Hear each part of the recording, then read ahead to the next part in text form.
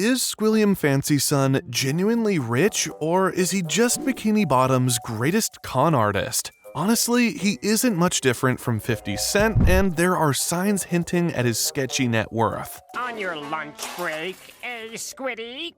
Yes, hey, what you been up to? Oh, just succeeding in everything you failed in. Sure, he's got the mansion, the yacht, but how deep do his pockets really go? Is Squilliam a self-made millionaire, a trust fund baby, or just an elaborate fraudster with a great sense of timing?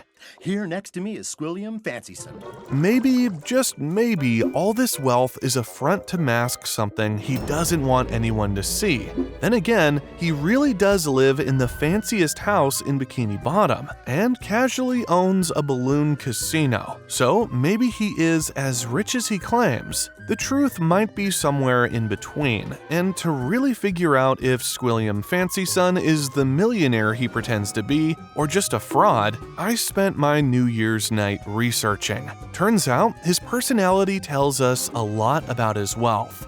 Well, Squilliam is what happens when an octopus gets dipped in gold.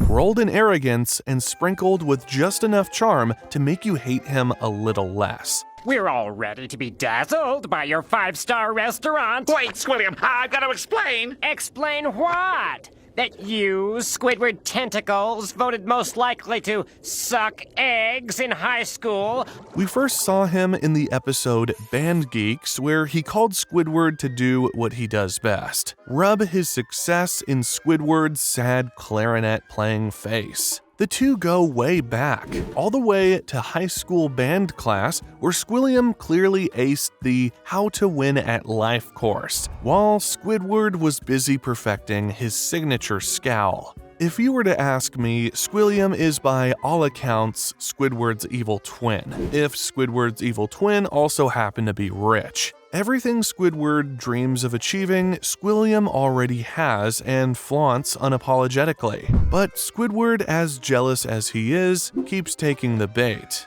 In House Fancy, for instance, Squidward boasted that his modest home could outshine Squilliam's estate on the titular show, only for his house to end up in complete ruins. Hey, that's no better than my house.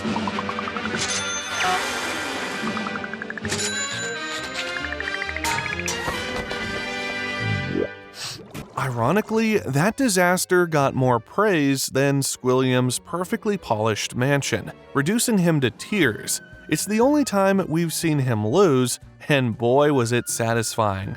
I think that Squilliam is insecure. He's always looking for validation from others. Maybe his lifestyle is fueled by a fear of losing relevance, or perhaps he's overcompensating for something missing in his life, which becomes obvious when you dive deep into his pockets.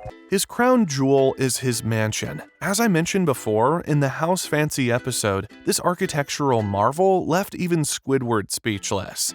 The house's base mimics an Easter Island head, stacked with another head on top, and topped off with a balcony. At the very peak, a flag bearing Squilliam's face waves proudly, as if to remind Bikini Bottom who reigns supreme. The exterior has this cool garden that has a soda waterfall. Squilliam's mansion boasts interiors that scream, "I have more money than taste."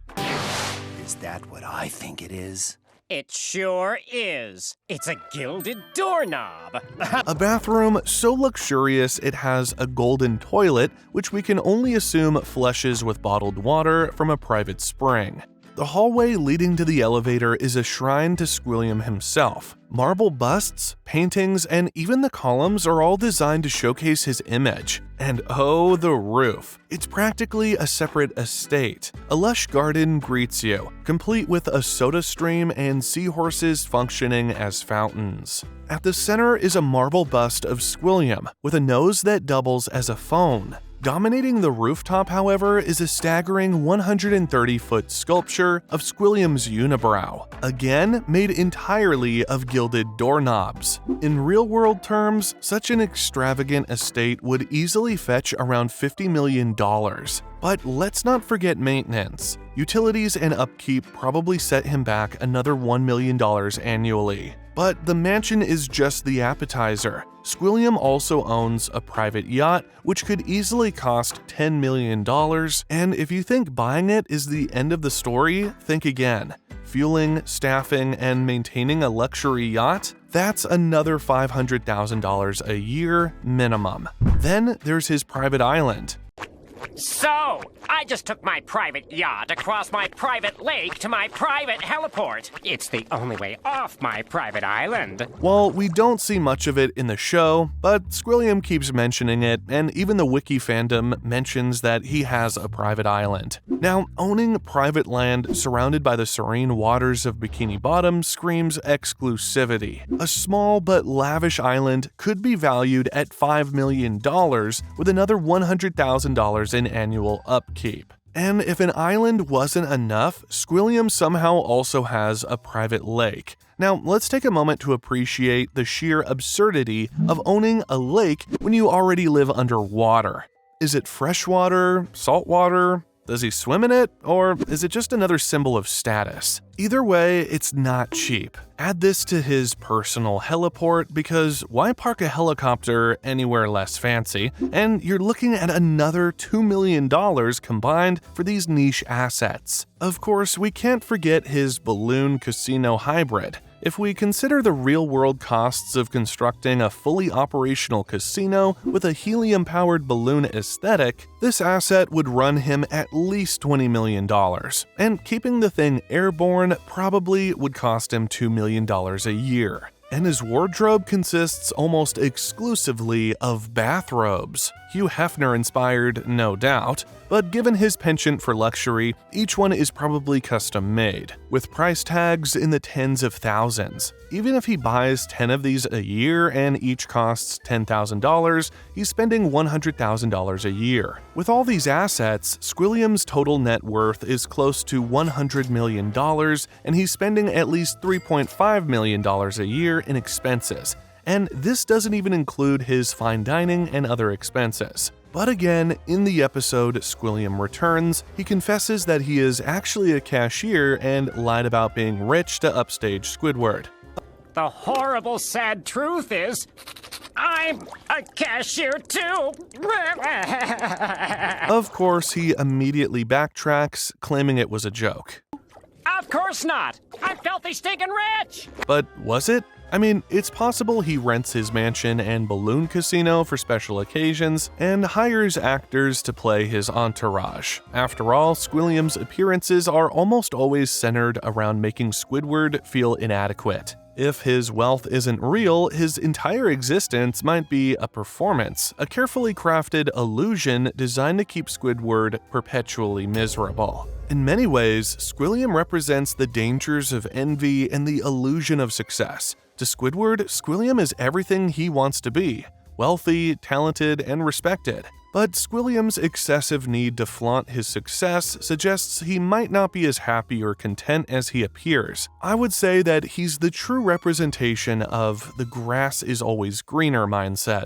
In fact, on a broader level, Squilliam could represent society's obsession with wealth and status. His constant bragging mirrors the way we often equate material success with personal worth. Anyway, if we were to consider that he is not a fraudster, then where are all these millions coming from? Well, he probably has multiple sources of income. First, let's talk about his Bubble Bowl band. In the episode Band Geeks, Squilliam casually mentions that his band was booked for the Bubble Bowl, which is essentially the underwater equivalent of the Super Bowl halftime show. Only the top musical acts get this kind of gig. The exposure, prestige, and paycheck from this level of performance would be astronomical. The fact that Squilliam can afford to cancel a gig of this magnitude without batting an eyelid tells us one thing: he's not worried about money. This implies that music, whether through performances, royalties, or management, is a major stream of income for him. Maybe Squilliam is the undersea Simon Cowell. He is probably grooming talents and cashing in on their success.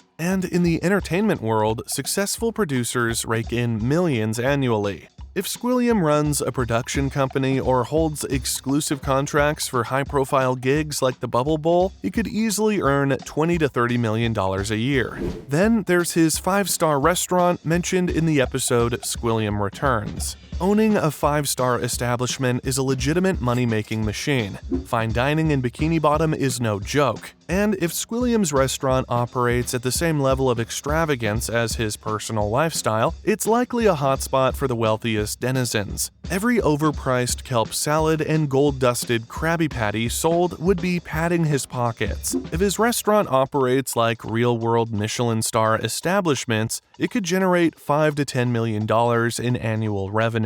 Of course, there are expenses. If we assume that he is generating 20% net profit, Squilliam could pocket $1 to $2 million a year from this venture alone. But Squilliam isn't just tied to traditional business ventures. He could easily occupy the modeling niche with his iconic unibrow. In fact, in the episode Squilliam Returns, Squidward imagines him as a hot underwear model. I know this is just Squidward's imagination, but it might not be far from reality. After all, Squilliam himself has claimed that his unibrow is valuable. Why would he say that? Probably because he's cashing it out. Here you're playing the cash register now. But sometimes.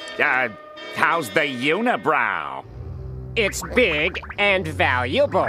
I would say that Squilliam's unibrow could easily land him sponsorship deals, merchandise opportunities, and maybe even a beauty line. If he is monetizing his unibrow and hot looks, he could be easily earning another $2 million annually. Now, let's talk about his real estate empire. Squilliam owns properties like his towering primary residence and a private island. If he's smart and his smugness suggests he is, he could be leveraging his properties as investments. Luxury real estate in Bikini Bottom's prime locations would appreciate over time, and renting out parts of his properties or hosting high-end events could bring in another $5 million annually. But why would he have investment properties? Well, Squilliam strikes me as someone who would have diversified his earnings. The fact that he owns a balloon casino hints at a knack for high-risk, high-reward opportunities. Casinos are money-printing machines if run correctly, and Squilliam's balloon casino floating high above Bikini Bottom is no exception. Come on, everyone! Let's all take a ride in my balloon/casino! Yes, it rakes in cash from gambling fish, but it also screams exclusivity. Who else has a balloon casino? So what's the final verdict here? Well, Squilliam is a millionaire who spends over $3 million annually and earns $28 to $39 million annually at least. But there is another possibility here. Maybe Squilliam hasn't earned all this wealth and is not working like Elon Musk or some other hardworking millionaire. He is probably just out there spending everything he can. Why? Because the Fancyson name practically screams old money. Squilliam has gotten his empire from the gilded foundation of his ancestors. This is what Fandom Wiki tells us. But what does that really mean? Well, this means that Squilliam was born into one of Bikini Bottom's wealthiest families, which means his wealth could trace back generations. Now, think about the Fancyson lineage for a moment. We're talking about a family with the kind of clout that could have been involved in early underwater industries, like pioneering underwater exploration or dominating the kelp farming business. Or maybe the Fancycons are controlling the underwater world's supply of soda pop fountains, just like Squilliam flaunts his soda stream on his rooftop. Such a monopoly could have made the Fancyson family incredibly wealthy, and Squilliam could have inherited a significant portion of that wealth. This theory also explains why Squilliam doesn't seem to have the traditional work hard, play hard mentality. Squilliam doesn't need to put in the hours of grind that someone like Squidward might. His family's empire is already built. His lavish lifestyle could be the result of decades, even centuries of accumulated wealth. So, Squilliam doesn't have to worry about work like a self-made millionaire. He's merely living off the interest and royalties of his family's old money fortune. But why doesn't he brag about his generational wealth? Why is he just telling Squidward that he is better than him? I mean, if I were the kind of person who would brag about everything, I would be telling everyone, hey, I got generational wealth. My grandpa was a billionaire. Why doesn't Squilliam do that? Well, because his family has deep roots in high society circles. Old money families are known for their discretion, not drawing too much attention to their wealth. So, Squilliam may not openly talk about his family's fortune, but behind the scenes, it could be working wonders for him. Squilliam might also be profiting from old patents or royalties that his ancestors earned. However, his rivalry with Squidward complicates this theory. We know that the two went to high school together, and Squidward doesn't give off private school rival vibes. But the mystery deepens when we consider his rivalry with Squidward. We know that Squilliam and Squidward went to high school together, so it's possible Squilliam's family's wealth is newer than we're giving credit for. This would mean that Squilliam's wealth is a mix of inherited riches and his own savvy business ventures. I can imagine him starting out small, probably selling chocolates just like SpongeBob and Patrick tried in the episode Chocolate with Nuts. Interest you in some chocolate? Chocolate? While SpongeBob and Patrick failed, Squilliam probably succeeded, and considering the fact that he's a smart dude, he kept growing his business and later on ventured into more businesses. But maybe we are missing an element here. Squilliam may look like a polished, sophisticated mogul, but there could be a darker side to his wealth. His balloon casino, for example, raises questions. Gambling establishments can also attract shady dealings. It is possible that Squilliam's casino operates as a money laundering front for less than savory underwater entrepreneurs. It's not entirely implausible given how effortlessly he maintains such a flashy lifestyle without visible struggle. This could also explain why he had the statue built in his honor for cleaning Bikini Bottom in the Keep Bikini Bottom Beautiful episode. He wanted to keep his image clean, so his charity work might not be as virtuous as it seemed to be. So the curious case of Squilliam Fancyson's wealth is over for now, but while Squilliam's wealth is fascinating, there's another burning question. What about Squidward? How much does Squidward Tentacles, the aspiring artist, really make? Is he as broke as Squilliam claims, or is there more to his finances than meets the eye? Click the on-screen video to discover Squidward's wealth. And before we wrap this up, I want to wish all my subscribers a very happy new year. Thank you for your support and for being part of this journey.